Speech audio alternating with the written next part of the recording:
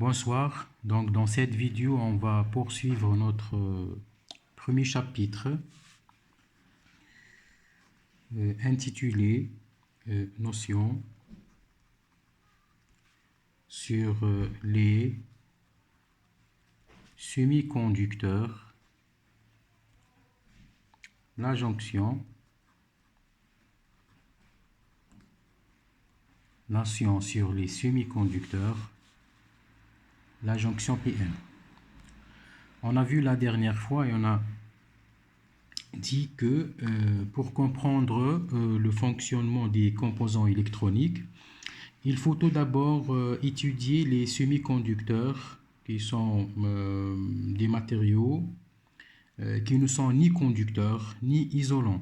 D'accord? Et on a vu que ce type de matériaux existe dans le tableau périodique ou bien le tableau de classification périodique des atomes ou bien ce qu'on appelle le tableau de Mendeleïev. D'accord?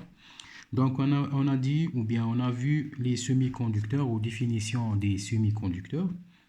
On a dit qu'ils se placent entre les conducteurs et les isolants. D'accord? Ils possèdent une résistivité intermédiaire entre elles, des conducteurs et celle des isolants. Donc ils se comportent comme des isolants aux basses températures lorsque l'agitation thermique est faible et comme des conducteurs aux températures élevées. D'accord? Donc l'agitation thermique ou bien la température représente comment dirais-je, représente un facteur qui peut transformer le semi-conducteur de son état initial à un autre état et le rend soit isolant si la température est faible, soit conducteur si la température est élevée. D'accord? On a parlé aussi de la résistivité d'un semi-conducteur. On a dit qu'elle diminue quand la température augmente. D'accord? Donc la résistivité diminue, c'est-à-dire le semi-conducteur ne peut pas résister si j'augmente la température. D'accord? Ce qui est logique. Donc on a vu aussi les semi-conducteurs purs ou intrinsèques. On a dit intrinsèque, c'est-à-dire pur.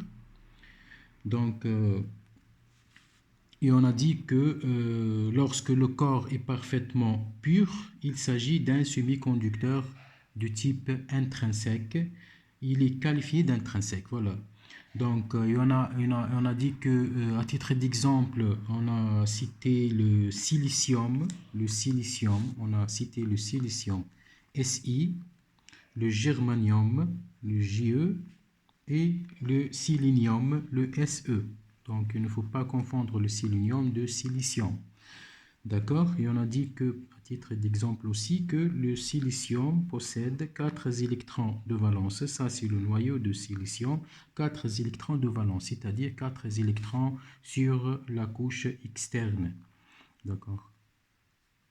Voilà, donc 4 électrons, 1, 2, 3 et 4, qui peuvent faire d'autres liaisons ou bien des liaisons avec d'autres atomes. D'accord? Ça, c'est le modèle de l'atome de silicium. Donc, l'atome de silicium est tétravalent. Il est tétravalent. D'accord? L'atome de silicium est tétravalent, c'est-à-dire qu'il possède 4 électrons de valence.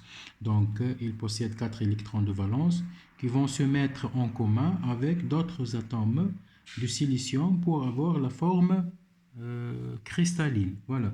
Donc, si je prends quelques atomes de silicium,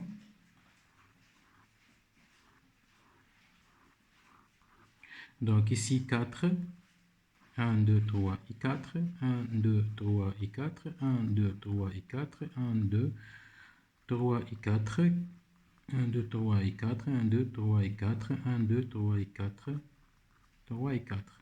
Donc, bien sûr, tous ces éléments représentent des atomes de silicium, donc ils peuvent faire des liaisons entre elles. Donc liaison, liaison, liaison, voilà. Liaison, liaison. Ils peuvent aussi faire d'autres liaisons avec d'autres atomes de silicium. D'accord? Si liaison, d'autres. Voilà, des liaisons avec d'autres atomes de silicium. Ça, c'est la forme cristalline. Ça, c'est la forme cristalline.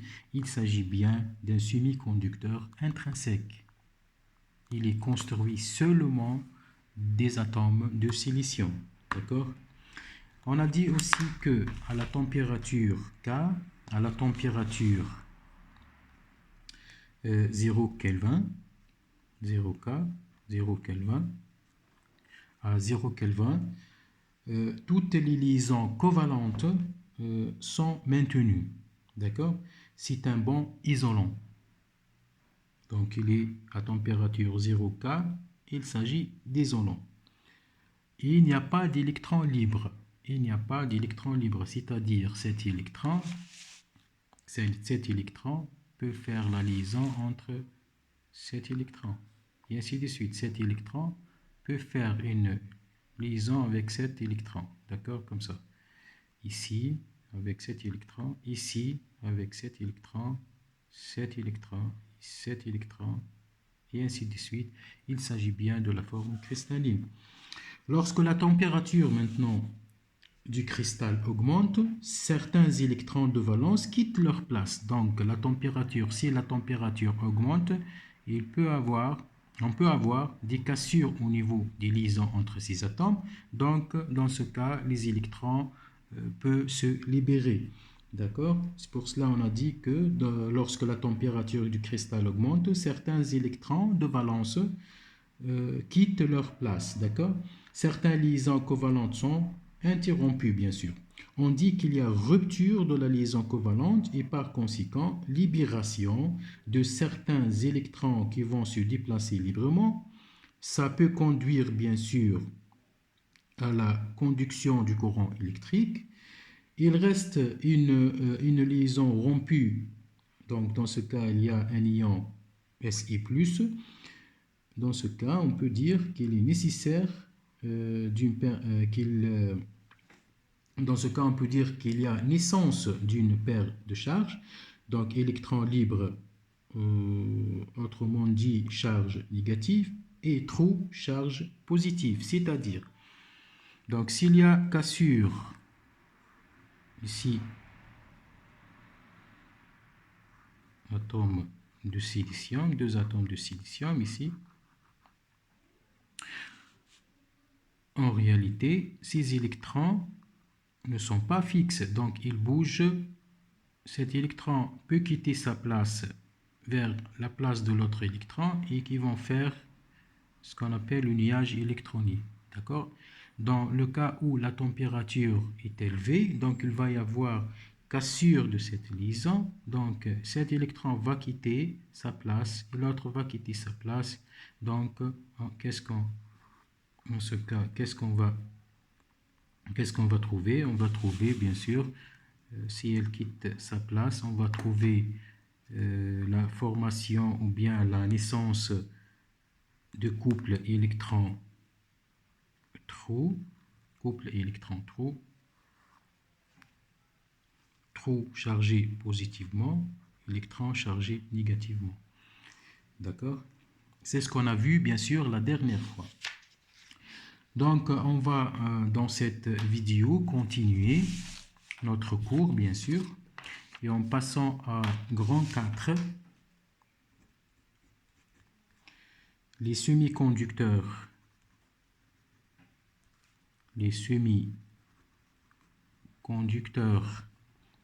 dopés ou aussi on les appelle extrinsèques au lieu d'intrinsèques internes, on les appelle extrinsèques externes. Extrinsèques, d'accord? Je répète, les semi-conducteurs dopés mot dopage, dopé, ou extrinsèque. Donc, petit 1, c'est quoi le dopage? Donc, on va parler de dopage des semi-conducteurs. Je vais le noter SC pour gagner du temps. Dopage de silicium. Donc, c'est quoi le dopage? Donc, écoutez bien, s'il vous plaît. Donc, le dopage est l'introduction dans un semi-conducteur intrinsèque de très faibles quantités d'un corps étranger appelé dopeur. Donc, on va prendre par exemple le cristal formé de silicium, silicium, silicium et silicium, et on va ajouter d'autres atomes de faible quantité, d'autres atomes par exemple, on va l'introduire à l'intérieur de ce cristal pour qu'on puisse rendre ce cristal extrinsèque. Donc on a ajouté un corps étranger, d'accord, appelé dopeur, qui va doper ce cristal. D'accord? Donc je répète la définition et vous pouvez l'écrire bien sûr sur des papiers puisque ce cours sera noté. D'accord? Donc le dopage et l'introduction dans un semi-conducteur intrinsèque, d'accord, de très faibles quantités d'un corps étranger appelé dopeur. Ça, c'est le dopeur, atome dopeur, qui va doper. D'accord? Donc, pour les semi-conducteurs usuels qu'on peut utiliser, par exemple le silicium et le germanium, pour le silicium aussi, il y a les cristaux de germanium, semi-conducteurs formés par des atomes de germanium. D'accord? On peut utiliser les dopeurs suivants. Soit des éléments pentavalents, on peut utiliser pour le dopage, bien sûr, de ces deux types de semi-conducteurs, des éléments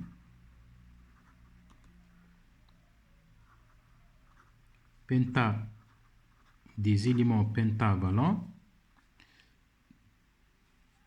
La question qui se pose, c'est quoi un élément pentavalent? Bien évidemment, c'est un élément ayant 5 électrons et 5 électrons de valence, ou bien on les appelle aussi 5 électrons périphériques. D'accord? Périphériques ou bien de valence. D'accord? Exemple d'éléments pentavalents ou bien d'atomes pentavalents ou bien de dopeurs pentavalents. Il y a le AS, c'est l'arsenic. L'arsenic, bien sûr, l'arsenic. Il y a aussi l'antimoine, le SB, c'est antimoine, voilà, l'antimoine. Il y a aussi le phosphore. Le P, c'est le phosphore. D'accord? Ça, si on utilise des éléments pentavalents, on peut utiliser aussi des éléments trivalents,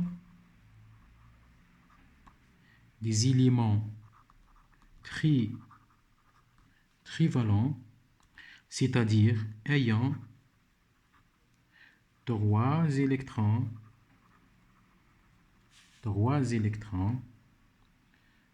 périphériques, des 3 éléments périphériques, bien sûr, 3 éléments périphériques. Exemple d'éléments trivalents, le bore, le gallium,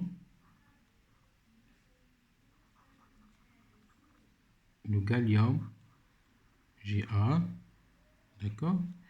Il y a aussi l'indium et plein d'autres. L'indium et plein d'autres. D'accord. Donc, il faut tenir le mot extrinsèque. Il faut tenir le mot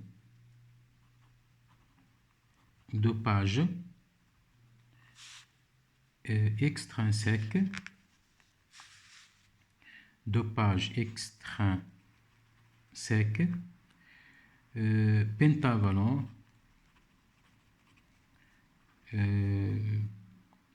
Trivalent. D'accord. Donc dopage, c'est quoi dopage? C'est le fait d'ajouter des atomes ou quoi? D'ajouter des atomes à un semi-conducteur, silicium ou bien germanium. Extrinsèque, c'est quoi l'extrinsèque? C'est le dopage extrinsèque, c'est un semi-conducteur extrinsèque. Donc, c'est quoi un semi-conducteur extrinsèque? C'est-à-dire un semi-conducteur dopé par des atomes provenant de l'extérieur. Pentavalent, c'est un élément ou bien c'est l'atome ayant 5 éléments périphériques ou bien 5 éléments de valence. Trivalent, ce sont les éléments ayant 3 électrons périphériques ou bien 3 électrons de valence. D'accord? Voilà. Donc, qu'est-ce qu'on va dire? On va dire que si dopeurs, c'est-à-dire les dopeurs, les éléments pentavalents et les éléments trivalents, sont introduits par des très faibles doses, de l'ordre de 1 atome du dopeur par 10 à la puissance 6 atomes de semi-conducteur. Donc on ajoute un atome sur, ou bien, atome de quoi? Atome du dopeur. Atome du dopeur, c'est-à-dire atome pentavalent ou bien trivalent. À combien? Pour 10 à la puissance 6 atomes de semi-conducteur intrinsèque. 10 à la puissance 6 atomes du semi-conducteur. Ça, c'est pour dire semi-conducteur. D'accord? Voilà. Après le dopage,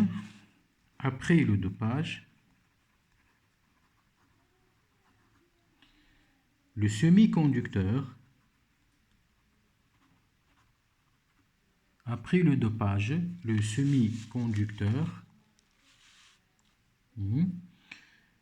n'est plus dans ce cas, n'est plus intrinsèque. Le semi-conducteur n'est plus intrinsèque, mais on l'appelle extrinsèque. Voilà. D'accord, n'est plus intrinsèque, mais extrinsèque. Je vais noter les pages que je peux vous envoyer sur Messenger. D'accord? Page 1, page 2. La date d'aujourd'hui, c'est le 1er 11 2020. Cours de deuxième année PC F, je pense. Et matière électronique analogique. D'accord? Voilà. Je continue. Petit 2. Dans les semi-conducteurs extrinsèques, il y a deux types. Le semi-conducteur type N et semi-conducteur type P. Et pourquoi on a dit qu'il y a deux types? Puisqu'on a parlé de dopage pentavalent et dopage trivalent, donc c'est automatique qu'il y a deux types de semi-conducteurs, deux types de semi-conducteurs extrinsèques. D'accord? Si je dope mon semi-conducteur intrinsèque par des éléments pentavalents, il va me donner un semi-conducteur extrinsèque du type X. Si je dope mon semi-conducteur intrinsèque avec des éléments trivalents, donc on va avoir naissance à un semi-conducteur extrinsèque du type Y. Donc on va voir c'est quoi le X et c'est quoi le Y, d'accord? Donc pour cela on va écrire petit 2, les semi-conducteurs, d'accord? Les semi-conducteurs, les semi-conducteurs extrinsèques type N, les semi-conducteurs extrinsèques type N, d'accord? Donc c'est quoi ce type? Donc écoutez bien, donc le dopeur qu'on a utilisé appartient à la famille des pentavalents. Si le dopage ou bien l'élément qu'on a utilisé pour doper le semi-conducteur intrinsèque ou bien pour donner naissance à un semi-conducteur extrinsèque type N, on doit utiliser des éléments pentavalents, c'est-à-dire atomes qui possèdent 5 électrons, 1, 2, 3, 4, 5 électrons de valence. Dans ce cas, il y a excès d'électrons,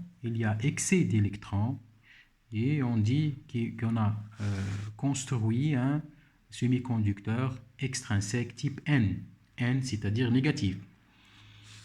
Je poursuis la définition. Donc, je dis que le dopeur utilisé appartient à la famille des pentavalents, c'est-à-dire la S, le Sb, le P, le phosphore, c'est-à-dire l'arsenic, l'antimoine, le phosphore, qui possède 5 électrons de valence.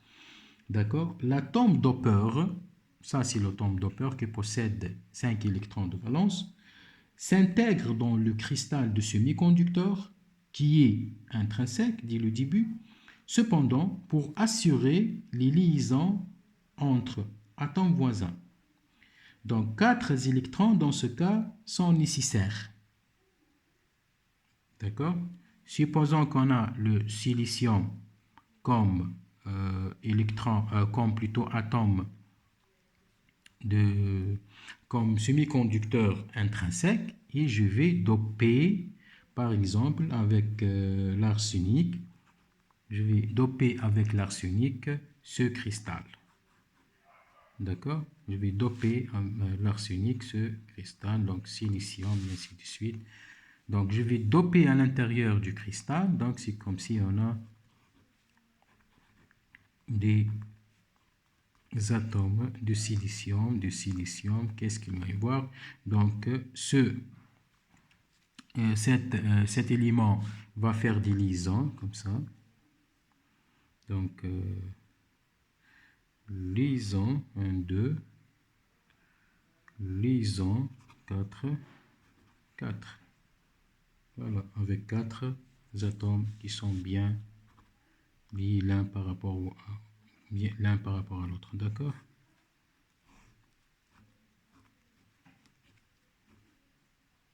Voilà. 1, 2, 3, 4 et 5. Donc je vais vous faire mieux la représentation, bien sûr. Donc je répète. Donc le dopeur utilisé appartient à la famille des pentavalents. Donc l'atome dopeur, l'atome d'arsenic par exemple, s'intègre dans le cristal de semi-conducteur. Cependant, pour assurer les liaisons entre atomes voisins, je vais vous représenter mieux le modèle, d'accord? Donc je répète, s'intègre dans le cristal de semi-conducteur, cependant pour assurer les liaisons entre atomes voisins. Donc 4 électrons dans ce cas sont nécessaires. Le cinquième, 4 électrons de quoi? 4 électrons de l'atome d'arsenic sont nécessaires. Donc le cinquième qui est donc en excès et il n'a pas de place pour lui. Donc il n'y a pas de place pour cet électron. Donc c'est déjà, on a utilisé déjà les 4 possibilités pour faire des liaisons avec les autres éléments de silicium. Donc il reste un électron libre. Il reste un électron libre et il n'a pas de place pour faire d'autres liaisons. D'accord? On dit que le dopeur est un donneur. Dans ce cas, l'arsenic qui possède 1, 2, 3, 4, 5 électrons, qui possède 4 électrons pour faire les liaisons et un électron libre, puisqu'il s'agit d'électrons libres, on dit qu'il va donner ces électrons. Donc, c'est un donneur. Donc, le semi-conducteur extrinsèque type N est un donneur. Je répète, le semi-conducteur de type N, c'est un donneur d'électrons. Il va donner, puisqu'il a un excès d'électrons. D'accord? Donc, on dit que le dopeur est un donneur d'électrons, donc, ou bien porteur de charge négative. Porteur de charge négative. D'accord? Bien sûr, je vais vous envoyer le cours complet. D'accord? Avec cette vidéo, bien sûr. Donc, il faut noter que cet électron, lorsqu'il quitte son atome, il laisse à sa place un ion positif fixe. Donc, elle va quitter sa place. Pourquoi elle va quitter sa place? Pour qu'elle cherche la possibilité de faire d'autres liaisons. Donc, si elle quitte sa place, donc elle va laisser sa place vide. Donc, puisque l'électron est chargé négativement, donc sa place elle est chargée positivement. Moins et plus, c'est la neutralité. Donc, elle va quitter sa place, elle va laisser sa place chargée positivement. Donc, il s'agit bien d'un ion positif fixe qui reste toujours fixe sur l'arsenic. Donc, ça, c'est le modèle. Ça, c'est l'arsenic. Donc, combien d'électrons? 1, 2, 3, 4. Et je vais vous représenter le cinquième électron. Donc, ici, il y a le cristal. On est toujours dans le cristal. Quel cristal? Le cristal de silicium. Donc, il y a 1, 2, 3 et 4 toujours électrons de valence pour ce cristal, le silicium, bien sûr. 1, 2, 3, 4, silicium. 1, 2, 3, 4, silicium. 1, 2, 3, 4, silicium. Ainsi de suite. Silicium. 1, 2, 3, 4, silicium. Donc, qu'est-ce qu'il va y avoir? Liaison entre l'arsenic silicium, silicium, silicium, silicium, silicium, et possibilité de faire d'autres liaisons avec d'autres atomes de silicium, comme ça. D'accord? Ici, liaison entre arsenic, silicium, silicium, silicium, silicium, silicium, silicium, silicium, silicium. Et normalement, c'est fini. Mais on a dit que l'arsenic possède combien d'électrons? 5 électrons. 5 électrons de valence. Donc, qu'est-ce qu'elle fait? Si l'arsenic a fait tous ses liaisons et il reste l'électron libre qui existe sur la couche externe, cet électron va quitter sa place tout en laissant sa place vide qui est chargée positivement. Bien sûr, ça c'est chargé négativement. Donc positivement, c'est pour cela qu'on dit qu'il y a un ion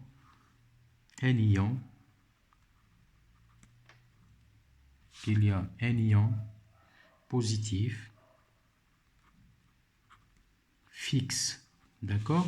Et toujours l'électron, elle est libre partout, qui cherche à faire d'autres liaisons. Bien sûr, on ne va pas trouver. Elle ne va pas trouver, bien sûr, elle ne va pas trouver d'emplacement ou bien d'autres... elle ne va pas trouver la possibilité de faire d'autres liaisons. Donc, elle reste libre. Si elle reste libre, donc on dit qu'il y a excès d'électrons. Et s'il y a excès d'électrons, donc le semi-conducteur est extrinsèque type N, donc chargé négativement. D'accord? Bien sûr, on peut faire le modèle de ce type de semi-conducteur. On peut schématiser ce modèle comme suit. Donc, je peux dire qu'il y a toujours électrons. Bien sûr, cette charge positive, on peut l'appeler aussi trou. D'accord? Trou. C'est ce qu'on a appelé trou. Donc, le modèle, qu'est-ce qu'il y a dans le modèle? Il y a toujours couple électron-trou, électron-trou, électron-trou, électron-trou. D'accord? Électron-trou, qu'est-ce qu'il représente? Ce sont les liaisons qui existent ici. Donc, électron dans le trou qui existe, électron dans le trou et ainsi de suite. Électron trou, électron trou, trou, électron trou, électron trou. Bien sûr, il y a excès d'électrons. Bien sûr, le dopage, c'est pas un seul atome, mais plusieurs atomes dans plusieurs cristaux de silicium. Donc, on va trouver plusieurs électrons. Donc, dans ce cas, il y a des électrons libres, bien sûr, qui font du va-et-vient, ils cherchent à faire des liaisons. Par exemple, cet électron peut faire la liaison avec celle-ci, il reste celle-là, cet électron libre, et ainsi de suite. Ici, elle va faire liaison avec le plus, reste l'électron libre, et ainsi de suite. Donc, toujours, on a type N. C'est quoi type N? Semi-conducteur extrinsèque. Semi-conducteur extrinsèque type N. D'accord? Donc, ça, c'est pour le type N. Donc, petit 3. Donc, s'il existe type N, donc il va... Le type bien sûr, P peut exister. Donc, si on va parler d'un semi-conducteur extrinsèque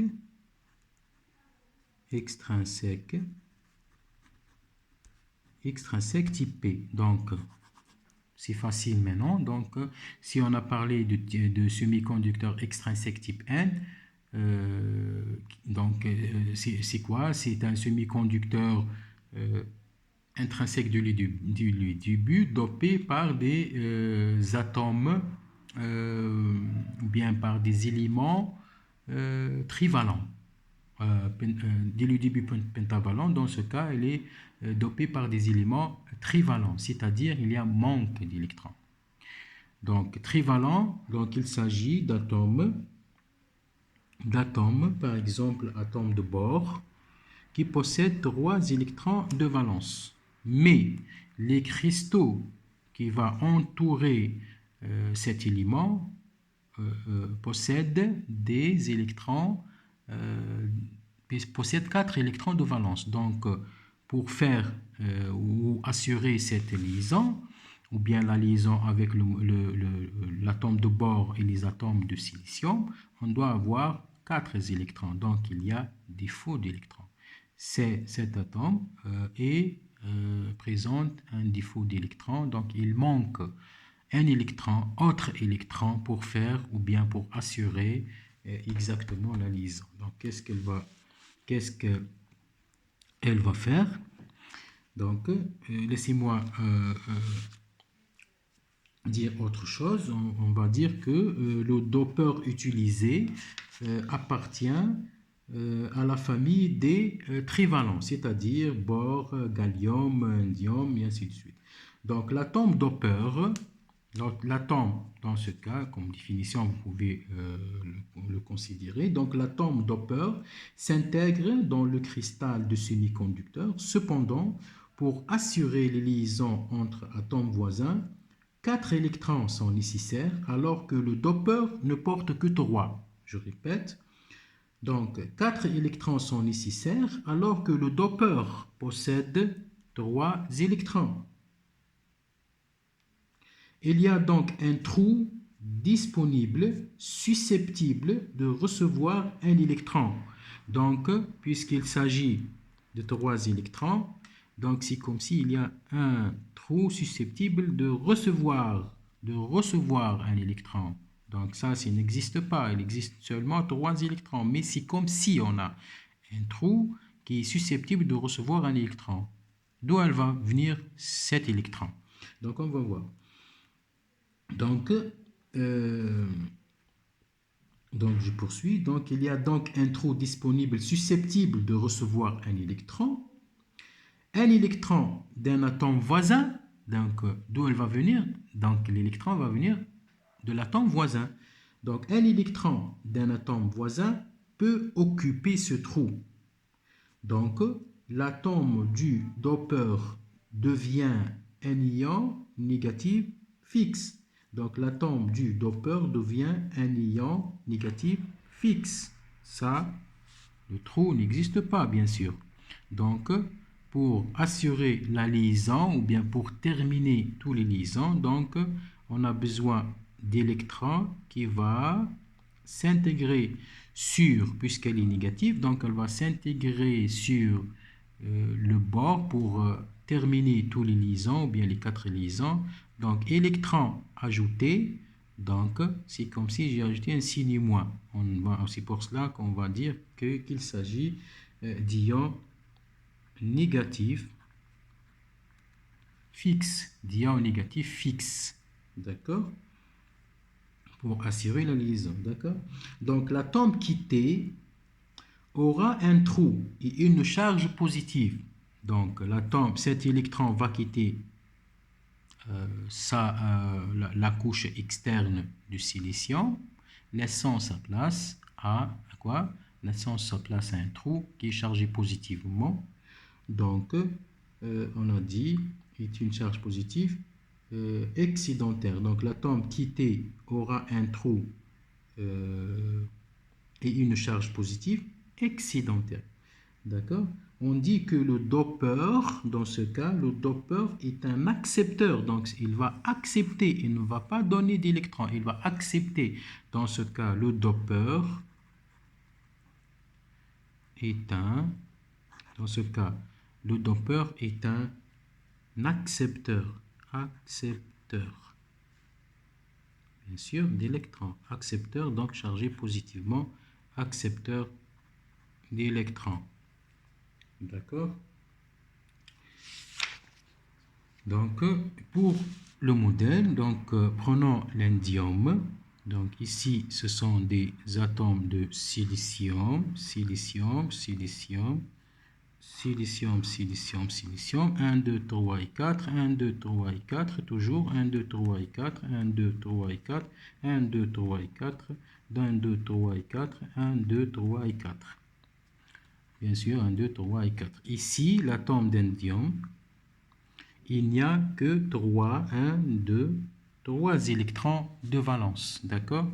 Bien sûr, Si, Si, Si, Si, Si, Si, Si, Si. Donc, 3 électrons de valence. Donc, qu'est-ce qu'on va trouver?